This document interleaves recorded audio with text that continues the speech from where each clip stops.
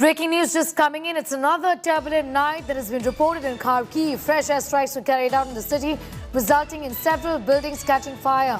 Going straight to my colleague Gaurav Sawant, who reports from Ukraine. Right now, Gaurav is in Kyiv. Gaurav, just to quickly get us an update about the current situation in Kharkiv, where things continue to be tense and unfortunately getting worse.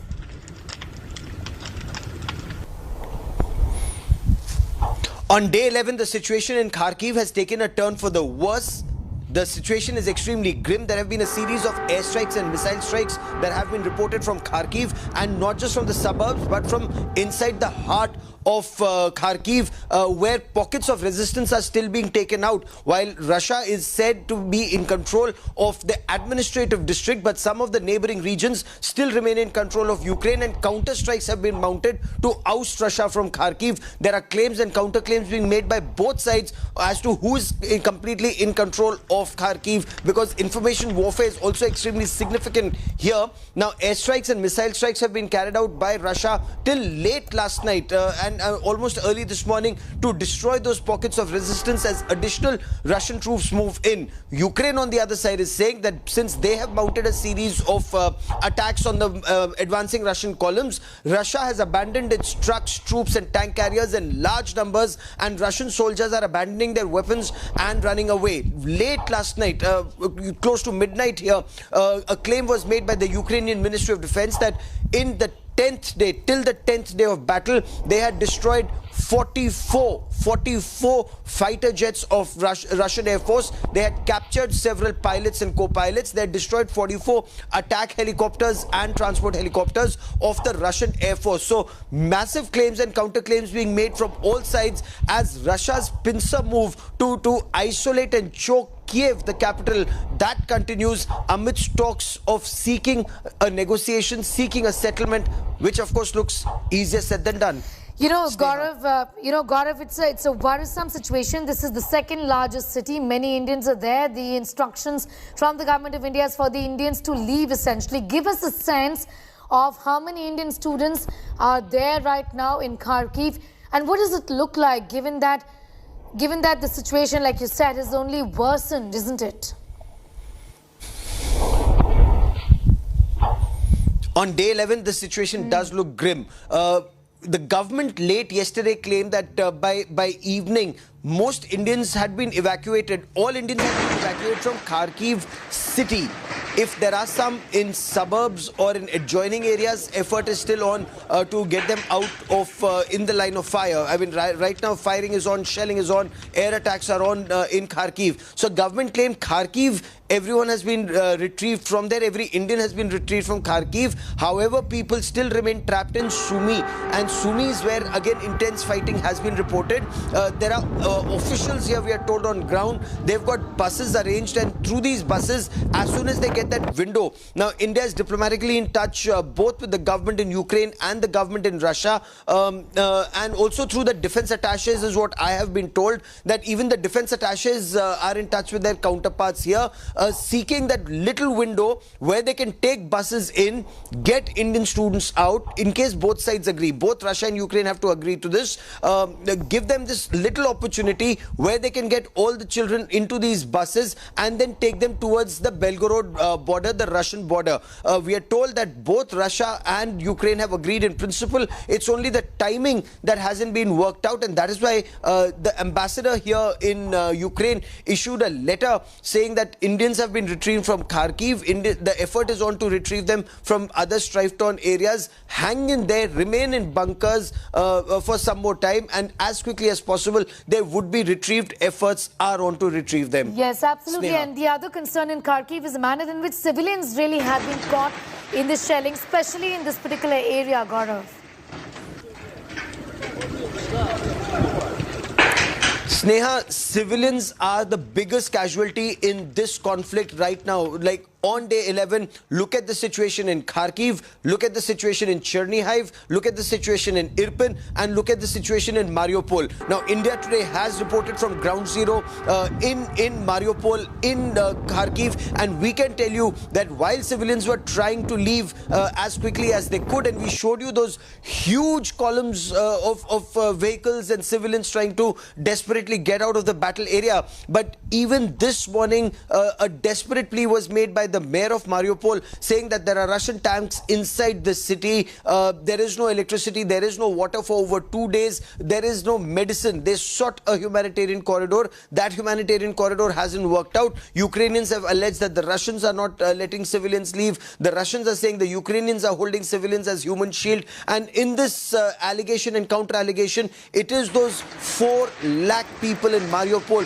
who are bearing the brunt of this conflict, including the elderly, including those who desperately require medicines, including pregnant women who are unable to get out. So the situation does appear to be worsening. The situation on day 11 appears to be taking a turn for the worse, even as Naftali Bennett, the Israeli Prime Minister, flew in, attempted to bring about some kind of a negotiated settlement between Russia and Ukraine. He's speaking to several stakeholders in this battle, but Ukraine claims that they are fighting, they will continue to fight. They've also sought additional fighters, and this is extremely significant. They are claiming that retired veterans, combat veterans of the Iraq and Afghanistan war from multiple countries are now coming into this country. They've sought additional weapons. The president of Ukraine, President Zelensky, he has made a desperate appeal to Europe to provide fighter jets, to provide surface-to-air missiles, to provide anti-tank guided missiles, to even provide small arms and ammunition to be able to continue to fight the Russians. 11 days and counting, they've been fighting, but they desperately require replenishment of resources to continue this fight in the days ahead, or the tide could well turn drastically against Ukraine. Absolutely, and this comes at a time, Gaurav, and we'll talk about that also in a bit, where Russia's claimed that the entire military infrastructure of Ukraine has been destroyed, and that's the story we're getting at this up. Be with us. Some breaking news coming in.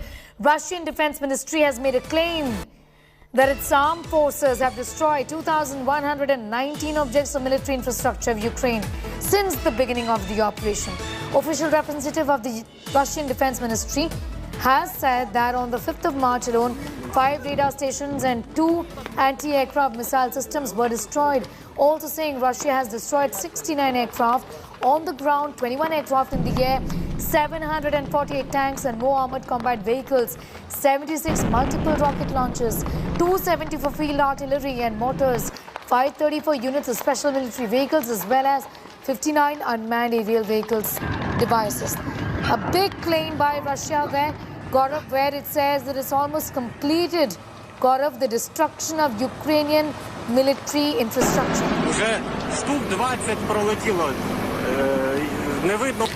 In 10 days of war, Russia systematically went after the airfields and the air defense systems. But on the 11th day of war, images that are coming out seem to indicate that the air defense system hasn't completely been taken out. While airfields may have been destroyed, radar systems damaged, several air defense batteries taken out, several S-300 systems targeted. But even on day 10 of conflict, Ukraine released images of Russian Air Force pilots being captured, taken prisoners of war and being interrogated.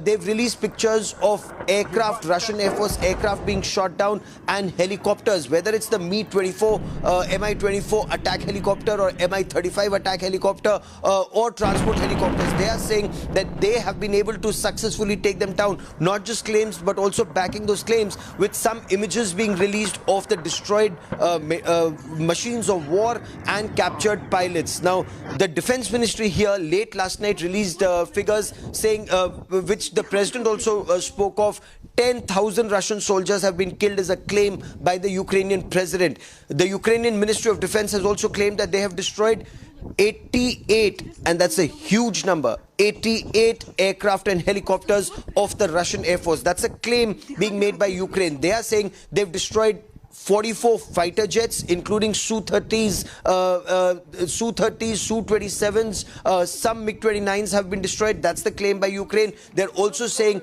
Mi-24, Mi-25, Mi-8 attack and transport helicopters have also been destroyed, and several people have been taken, pilots have been taken prisoners of war. Some have been killed in action. They've released those images. They've given out huge numbers of Russian systems, including tanks, armored personnel carriers. They're saying in hundreds tanks and armored personnel carriers and artillery pieces have been destroyed by the Ukrainian forces. So these claims and counterclaims continue on both sides. There is a lull. There is a lull right now when we speak, and this is an indication that perhaps diplomacy is being given a chance. But that lull is here in Kiev and not in Kharkiv and not in Mariupol, giving an indication that Russia systematically is taking down all the shoulders, all the other areas, and then moving in towards Kiev, so that once it moves into this area, there is no resistance it meets.